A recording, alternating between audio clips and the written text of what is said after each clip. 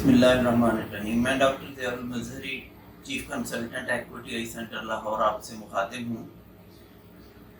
अप्रैल 2021 खेलों के दौरान आंखों की हिफाजत के बारे में बेदारी पैदा करने का महीना है। इस अप्रैल में स्पोर्ट आई सेफ्टी माह के दौरान equity eye centre Lahore Pakistan और अमेरिकन एकेडमी ऑफ ऑप्थेल्मोलॉजी अवाम को याद दिलाते हैं कि आंखों की चोट के खिलाफ सही हिफाजती चश्मा का इस्तेमाल बेहतरीन दिफा है।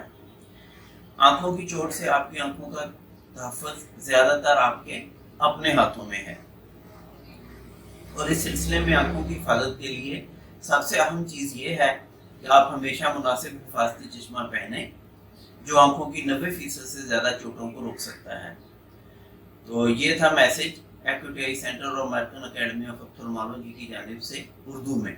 तो आइए नाज़रीन, अब आपको इंग्लिश में यही मैसेज डिलीवर करते हैं। I am doctor Ziaul Mazhari, chief consultant equity eye centre Lahore Pakistan. Dear viewers, April 2021 is the Sports Eye Safety Awareness Month.